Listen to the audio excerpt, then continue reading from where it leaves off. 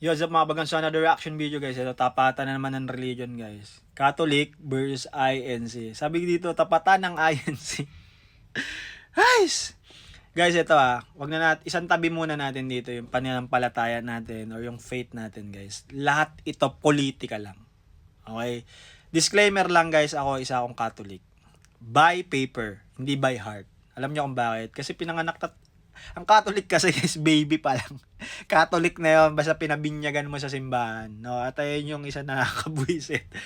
Di ba? Puro pampaparami lang. Pero yung aral, wala ka pang alam sa Bible, wala ka pang alam sa mga salita ng Diyos, guys. May religion ka na kagad.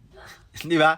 Compare sa ibang religion, guys, na hintayin ka munang lumaki, tapos hayaan ka nilang magsuri, hayaan ka nilang mag-aral, hayaan ka nilang makita yung mga bagay-bagay. At kung handa ka na maging part ng kanilang religion, then doon ka pa na lang nila doktrina or parang bibinyagan. Pero sa Catholic, guys, 2 months old, niwala ka pang kaisip-isip noon, ang alam mo lang, dumede. Anyways, guys, lahat ito, ulitin ko guys, politics lang ito. At ginagamit lang ito ng mga paring Katoliko. Okay, kasi, ito lang guys hindi ko alam sa mga Katoliko, okay, na ito, at sa mga paring ito. Alright? Kung ba't kayo natitreaten, or bakit ba triggered kayo. Okay, dito sa INC. Unang-una guys, sa mga kapwa Catholic, guys, marami tayo compare sa INC. Ang INC is roughly or more or less nasa 3 million lang sila. Okay? Or 2%, 3% lang sila ng kabuang boto. Okay? Sa tuwing election. Compared sa Catholic na kung saan is sobrang dami natin. As in, nasa 50 million ata tayong Catholic sa Pilipinas, guys. Halos kalahati ata, guys, ng populasyon ng Pilipinas is Katoliko. At ang isa sa sumunod na marami is Islam or Muslim. Alright? Yung INC guys, gatuldok lang siya sa populasyon natin. Pero, kung susuriin natin guys, Catholic versus INC, parang mas maraming tingnan yung INC. Bakit? Mas organized sila, mas unified sila. Diba? Doon mo masasalamin guys kung gaano kalupit or katindi ang leader ng INC compare sa Catholic. Diba? Kasi guys, ang INC guys sumusunod. Diba? May disiplina. Catholic guys, kanya-kanya. Real talk yan masakta na yung mga kapwa Katoliko. Okay? Guys, dito sa Katoliko guys ito lang sasabihin ko. Dito sa Catholic guys, walang salitang tiwalag dito. Walang tiwalag. Kayo ba, alam ba kayo yung mga Katoliko ko dyan na friends? Yan, mga kapwa ko Katoliko. May natiwalag na ba kayong nalaman? Okay, dito sa Catholic. Kasi sa akin, wala. Wala akong nalaman na, ay, natiwalag si ano kasi ganito yung ginawa niya. Wala. Sa INC, marami akong naririnig. Hindi ako INC member, pero marami akong naririnig na natiwalag sila. Alright? Kasi ganito guys isa sa mga sample na aral sa Bible is itiwalag mo or itakwil mo kapag nagpasaway na. 'Di ba? Sa una, ikalawa, pagbigyan mo. Pero sa ikatlo, pag hindi nagpasaway, ang sabi sa Biblia, itakwil mong may kabagsikan sila. 'Di ba? Ayun yung utos, guys, ng Diyos na kapag pasaway, itakwil mo, bahala na siya sa buhay niya. Ayaw niya makinig Pinagbigyan mo ng isa, pinagbigyan mo ng dalawa, umabot ng pangatlo at ayaw pa rin, takwil mo na. Bahala na siya sa buhay niya. Parang kasi sabi ng Diyos, sige, maghaharap na lang kami sa paghuhukom. Paliwanag niya na lang yung sarili niya, ba't ayaw niya magpasaway.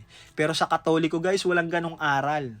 Doon pa lang magkakaalaman na. Sino bang sumusunod sa aral talaga ng Bible? 'Di ba? Ulitin ko guys, hindi naman ito patungkol sa faith. 'Di ba? Patungkol ito sa politika lang. Kaya nirerekta ko yung politika guys. Alam nyo kung bakit hindi disiplinado ang mga Katoliko? Kasi sobrang luwag. Kasi nga halos wala naman talagang pakialam yung mga kaparian natin. 'Di ba? Lumalabas lang sila kapag yan may mga EJK issue, kapag human rights, ganyan lang sila. 'Di ba? Kapag huhukayin yung patay, tapos lalagay dun sa parang museo, 'di ba? Kilala nyo? Father Flavi lang niya. Tsaka ito guys sa tagal kong nanonood ng INC sa mga event nila sa mga social media, sa TV, 'di ba? Never ko silang naringgan na gusto nilang pabagsakin ng gobyerno. Real talk. Kasi ang sinasabi dito guys, parang kulto daw ang INC as well as part daw ng destabilization.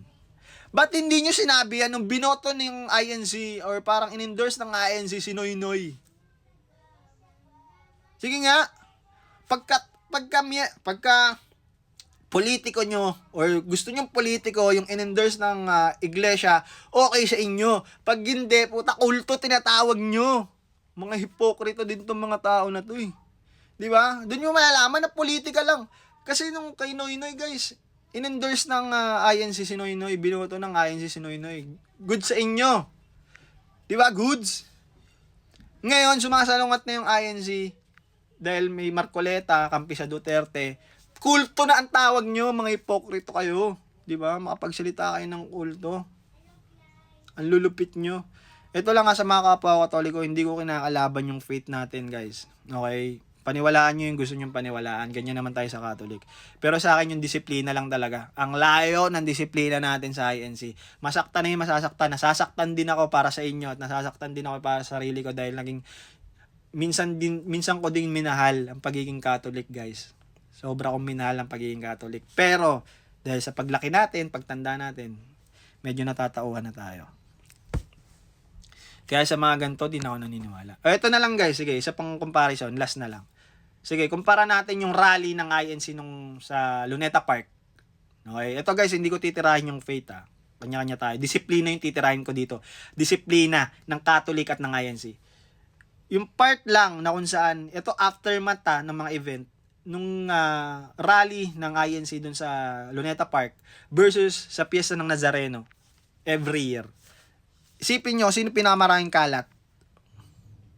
Guys, yung INC, pagtapos ng event, halos malinis, halos walang nangyari. Sa piyesta ng Nazareno, guys, lahat ng dinaanan, sige, isipin nyo na lang.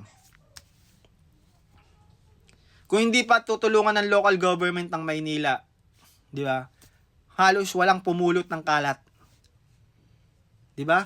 Tapos ayun, sasabihin nyo, tatapatan nyo yung INC. Sa kalinisan pa lang, talong-talo na tayo. Disiplina pa lang, talo na. Tapos gusto nyo, tapatan nyo yung INC.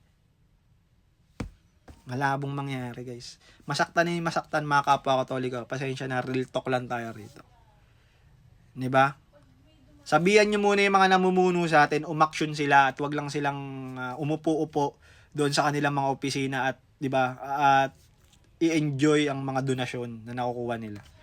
Diba? Galaw-galaw din. O, ito na lang. Sige. Yung Papa sa Roma, guys. Ilang beses pumunta para makipag-celebrate ng piyesta ng Nazareno. Sige nga. Guys, ang piyesta ng Nazareno, ang isa sa pinakamalaking event every year na ginagawa dito sa Pilipinas. Guys, Christian country ang Pilipinas, guys. Sobrang daming Katoliko dito. As in, sobrang daming Katoliko. Diba dapat bilang isang leader ng pinakamalaking religious group sa mundo, diba, atinan mo yung isa sa mga pinakamalaki nilang mga event katulad ng piyesta ng Nazareno. Guys, milyong-milyong Katoliko ang pumupunta doon. Pero never may pumuntang papa para makipag-celebrate sa piyesta ng Nazareno. Sige nga. Diba? Tapos sasabihin nyo, gusto nyo makipagtapatan sa INC. Yung mismong leader nga ayaw makijoin. Ano lang, magbibigay lang ng mensahe. Diba? Puro na lang maibigay ng mensahe, guys. Kasi ito lang naman isang araw, no? Punta ka dito sa Nazareno. Tingnan mo lang actual, magmisa ka lang. No, balik ka na uli sa Roma. Wala bang ganun? Yun lang sa akin, guys. No, tapos may pagtapatan tayo sa INC. Wala. Disiplina pa lang, tapos na tayo sa INC. Gusto pa nating tapatan sila pagdating sa election or whatsoever. Dapat nga sa election, mas marami ang Katoliko eh. Kahit hindi nga tapatan eh. Kahit hindi nyo nga pansinin yung INC. Diba? 2 million, 3 million votes versus 50 million votes or... Diba? Yun lang sa akin, guys. Kayo, bahala na kayo mag-decide. Hindi ko tinitira yung faith dito. Dinidisregard ko at sinasantabi ko yung faith. Iba-iba tayo, guys. Pero yung disiplina, guys, doon ang pinakamalaking parte. Politika lang lahat ng yan, guys. Huwag kayo magpasilaw. Yun lang kabagang. Peace ya. Brr!